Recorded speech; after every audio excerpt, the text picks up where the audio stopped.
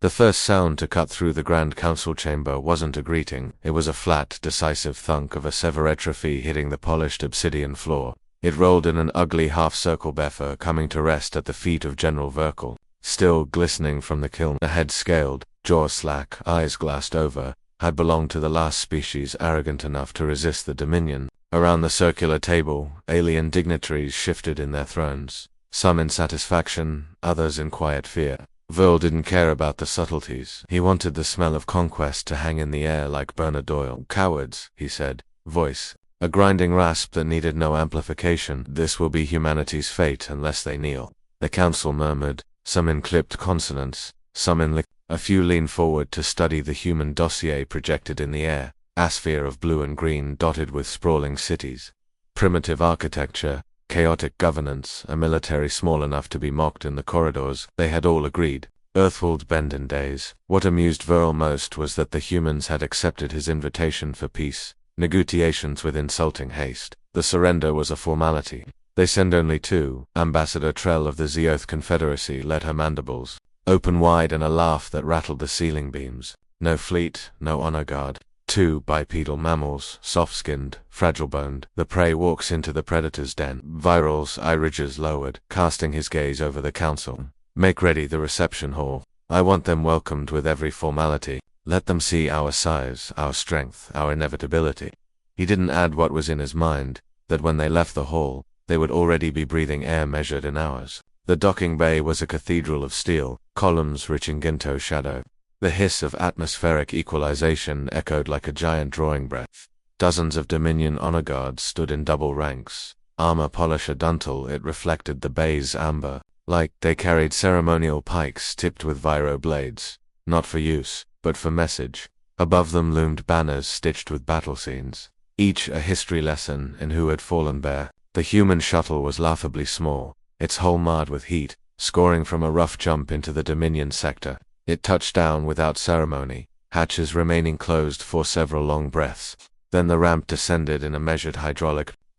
Two figures emerged. The first was a man in a plain charcoal gray suit, no armor, no insignia. His hair was cut short, his jaw clean-shaven, his gait unhurried, his eyes dark, steady, moved like they were mapping exits, counting guards, memorizing choke points. His name offered in the dossier was Colt Matix. Verl remembered the translation. Note: Colt, type of projectile weapon. Thiskond was a woman, her coat black wool, long enough to brush her knees, hands gloved in soft leather. She carried herself like someone unconcerned with 100 sets of alien eyes following her every step. A warm smile curved her lips, but her gaze was unreadable, like glass over furnace.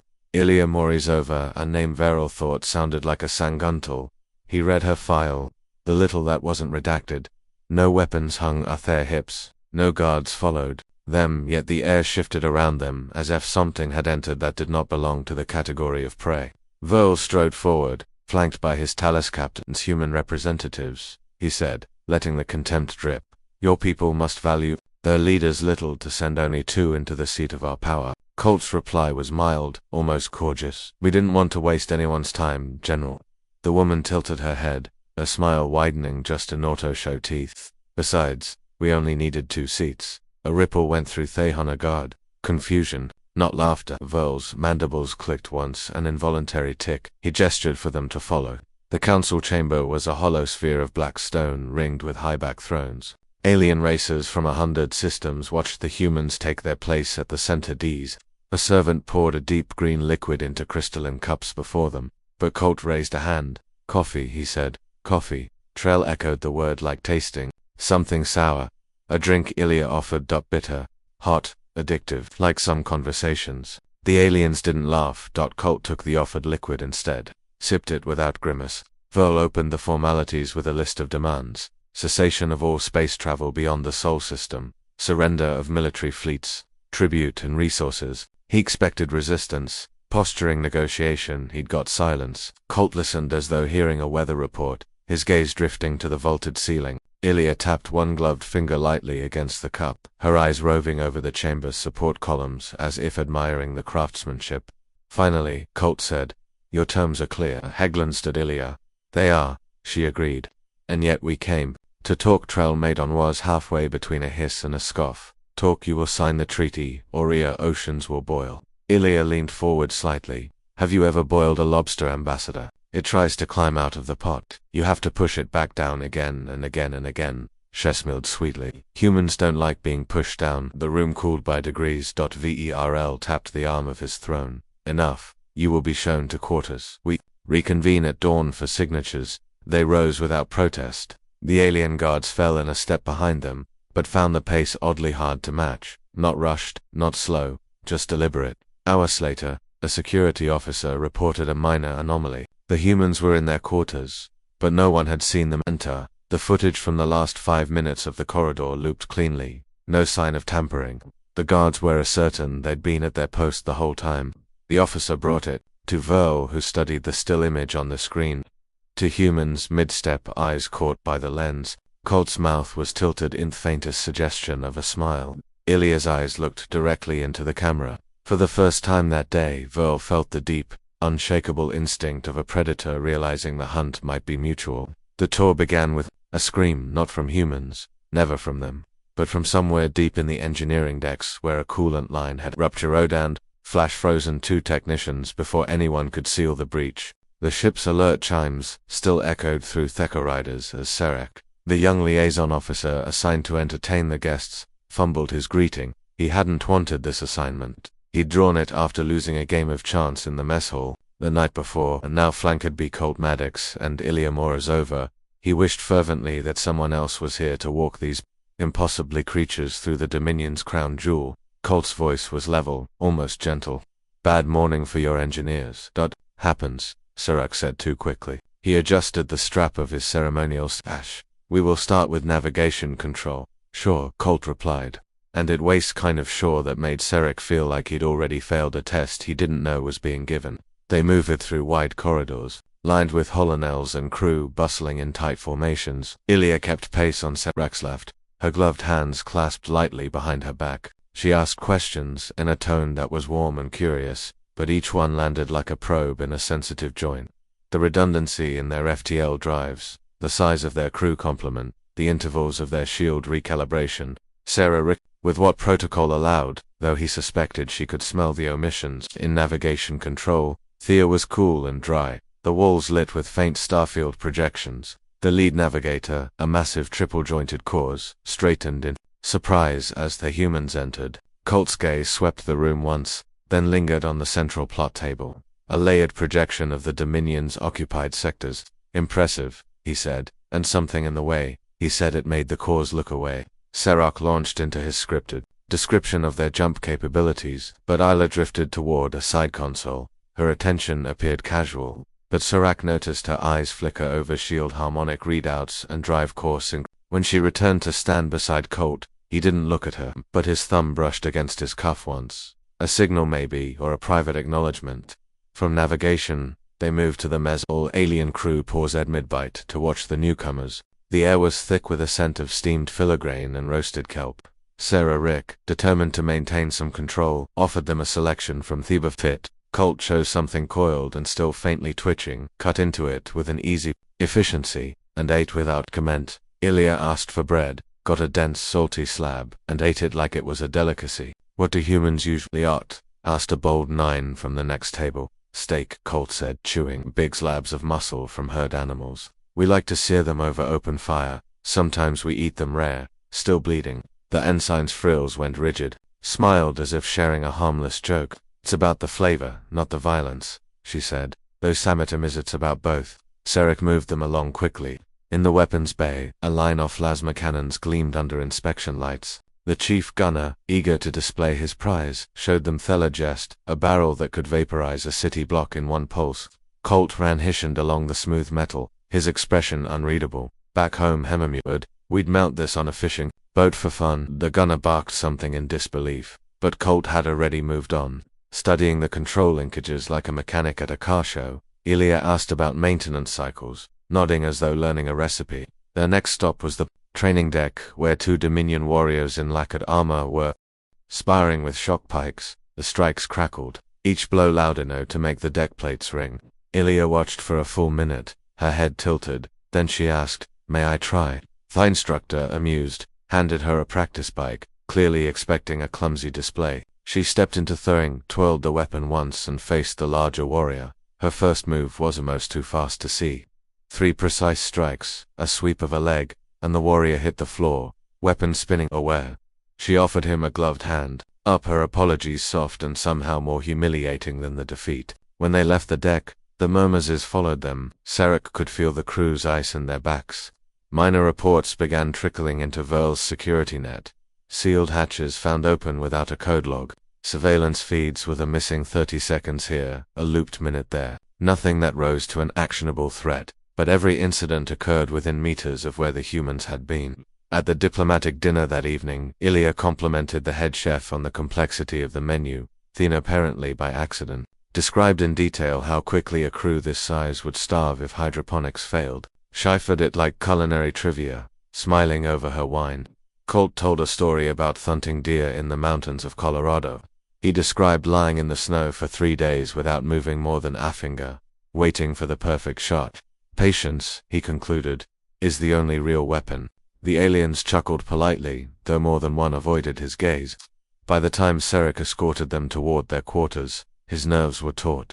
They walked side by side, speaking little, yet every turn of their heads seemed deliberate, every glance challenging something unseen. When they reached the door, Colt paused. "Good tour," he said. "Very informative," Ilya added, and Sarek had the odd sensation she was speaking about something other than the ship. Hours later, 2 maintenance drones recorded an anomaly, a tiny fluctuation in the power conduits leading to the ship's central reactor. The data vanished from the log within seconds, erased without trace. In the shadows of a quiet service corridor, Colt and Ilya stood close. Their voice low. "Phase 1's done," Colt said. "They still think we're the show ponies." Ilya replied, "Perfect." Neither noticed, or perhaps they did.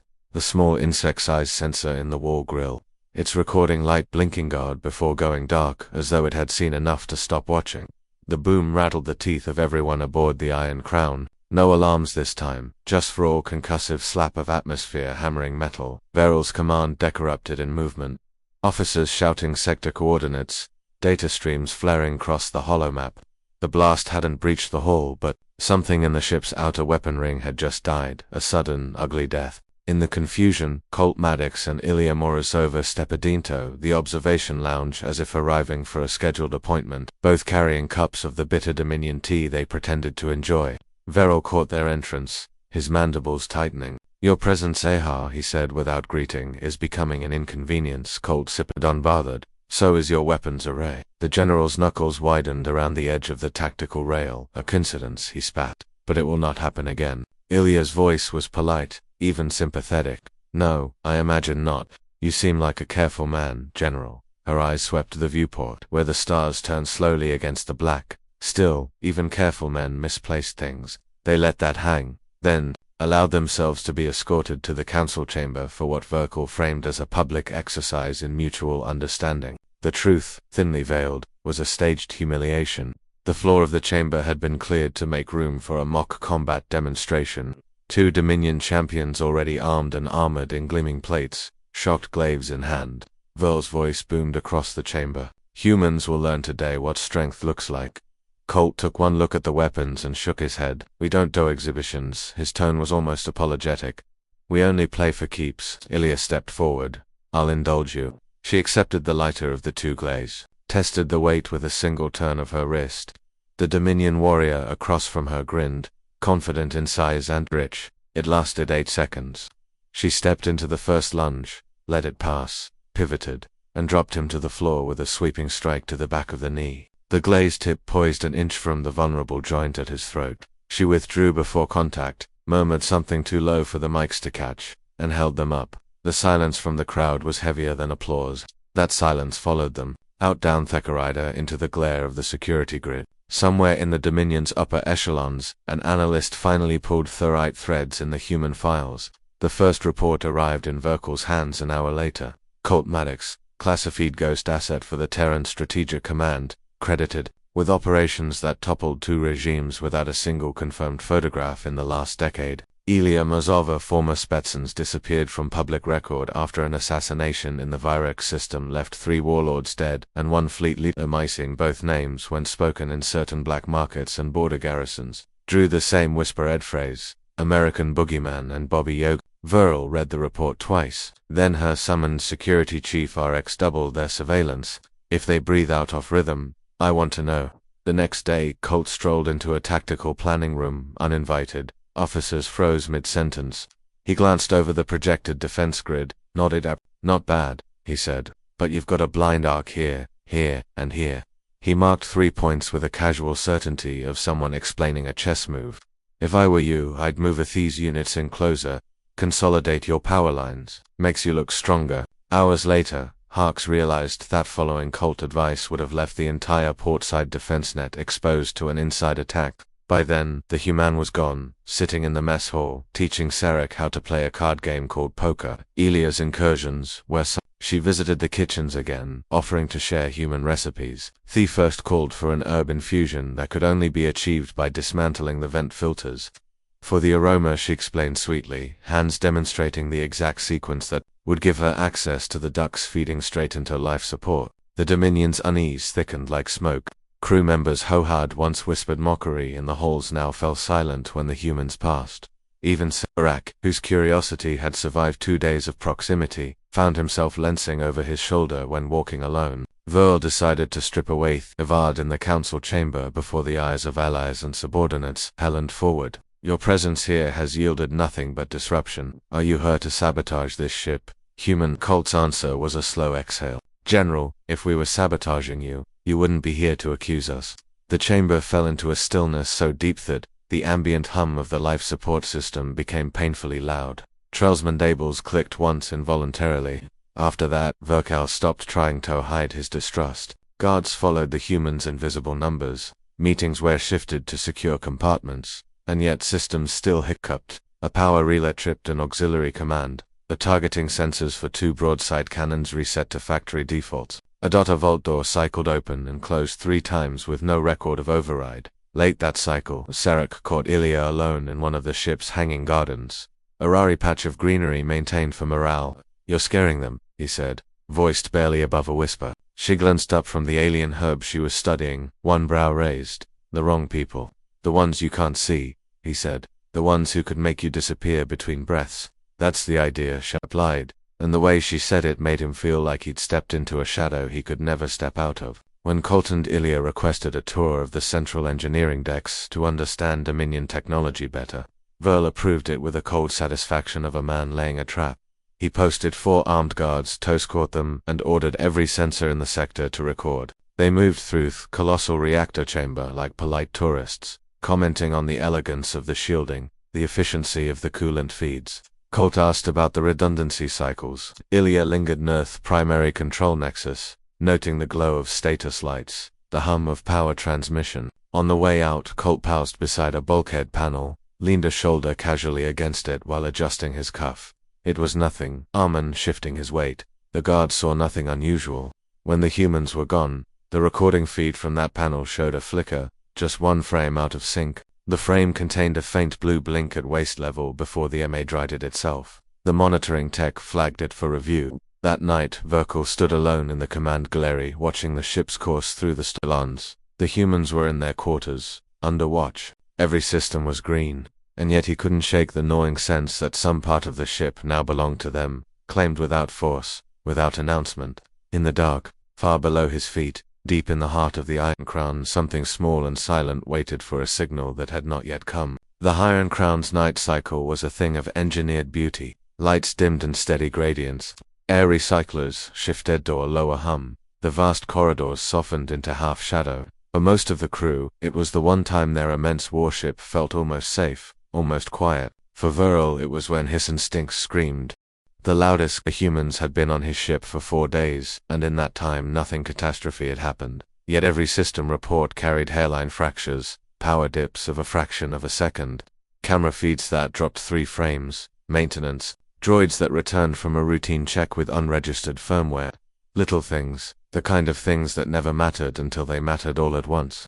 He was reviewing the latest logs in the command gallery when the deck tremored. Not a blast, not a collision, just a pulse, as if something deep in the ship had flexed. His captains reported nothing unusual. Still, heckled and shake the image that it had been the ship exhaling under someone else's control. Elsewhere, Colt, Maddox was sitting at the small table in their assigned quarters, rolling an ancient-looking coin over his knuckles. Across from him, Ilyamova leaned back against the wall, her boots planted apart, eyes closed as if napping. They'd barely spoken in the last hour, letting the ship's own noises speak to them. The fent were of a lift stopping 2 decks down, the short-lived hiss of a pressure door opening in the maintenance spine, the muted scrape of a guard shifting position outside their door. Colt Koth coin in his palm. You feel that? Ilya opened one eye. The pulse. Yeah, he glanced at the chrono. On his wrist, right on schedule. They both stood slow and, from the overhead vent, a tiny click sounded, a sound too soft for alien ears, but one they trained to hear. Colt moved to the door. We're on. The 2 guards outside barely had time to register the door opening before Colt stepped past them, his badge from their conceal session in hand. General Verkor wants us on the command deck. Now it was the calm certainty in his voice, not the badge, that made them move without checking orders. Ilya fell into step beside him, her gloved fingers brushing the seam of the wall as they walked. Counting paces, they weren't heading for the command deck. They were headed for the core spine of the ship, where every conduit and control line crossed. In the engineering bay, Chief Technician Realvar was bent over a diagnostics panel when the first anomaly hit, a complete wipe of a control queue. The lights on the board danced, reloaded, then froze with every output locked to when his voice cut short as his calm implant shrieked feedback into his skull around him. The tech crew cursed in a dozen languages, trying to establish control. By the time Burkle's call reached engineering, the humans were already at the bulkhead guards. 2 veterans of the L3 sieges stepped forward, pikes angled restricted area. One barked. Colt didn't slow. Good means we're in the right place. The taller guard moved to block him, but Ilya stepped into his space with the grace of a shadow and tapped the haft of his pike with 2 fingers. Careful, she said softly. You might not like how this ends. He didn't raise her voice, didn't threaten, just left the words there, hanging like thrust. The guards hesitated. That was enough. Colt palmed the panel and it opened for him, not because he had the clearance, but because clearance didn't matter anymore. Inside, the reactor chamber glowed. In its deep heart, the core's blue-white light pulsing like a captive star. It was a marvel after minion engineering, self-stabilizing, shielded against all but the most catastrophic failure. Colt approached it like a man approaching a campfire. Familiar and unimpressed, he reached into his coat and drew out a slim silver cylinder, no bigger than a stylus. Ilya's eyes tracked the gantries above, where surveillance drones hung inert. We're clear. He clicked the device once. It vanished, not visually, but from every sensor within the room, invisible to the ship. Still, humming in his hand, he knelt at the base of the reactor's main distribution node and pressed it into place. On the command deck, Verkel's comboard lit with simultaneous red alerts. Reactor control breach, shield matrix error, weapons array cycling offline. His captain scrambled for answers, voices overlapping. He barked for eyes on the humans. The feed up grainy, distorted, and showed them standing in the core doing exactly what he feared. Seal the reactor level, Verl roared. The order was never completed. Across the Iron Crown, every door on the reactor's level slammed shut, the ones Colt and Ilya needed. The device in the core had turned the ship's own security into an obedient head. Colt tapped his calm bead. Maddox decide leader. Package is wrapped. Their reply came in a burst of static, then a voice like steel over gravel. Copy that. On your mark. In the black outside the ship, human warships shifted from the long shadows of asteroid cover, their drives still cold. They'd been there, the entire time, waiting in silent formation, hidden from Dominion sensors B, the very interference the humans had been seeding since they arrived. Verl, second in command, a seasoned tactician, leaned close. General, they've been inside our systems for days. This is an execution, not a negotiation. Vil slammed a clawed hand into the console, cracking the edge. Then we cut them down now. He triggered the ship's internal defense drones. For 2 seconds, nothing happened. Then, every drone in the corridor outside reactor level pivoted word, the bulkhead guards, and stunned them into twitching collapse. Colt and Ilya walked out untouched. Overcomes Veryl's fleet captains were shouting, shields dropping without command, weapon targeting recalibrating to point author own escort craft drive cycling into forced idle. Verl watched his feet, his pride, his legacy, turn into a row of helpless prey animals and the crochets. Why, he demanded over the ship's wideband, broadcasting into their reactor level, the corridors, anywhere the humans could hear.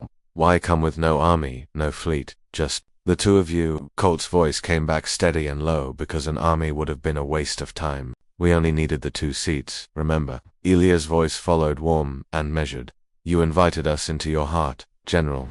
We just took the invitation seriously.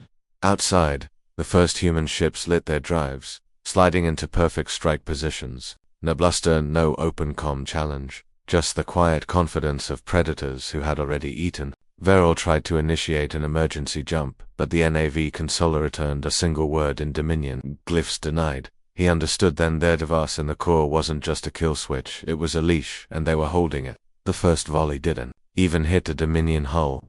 Instead, it sheared the engines off a fleeing escort, letting it drift. A warning shot.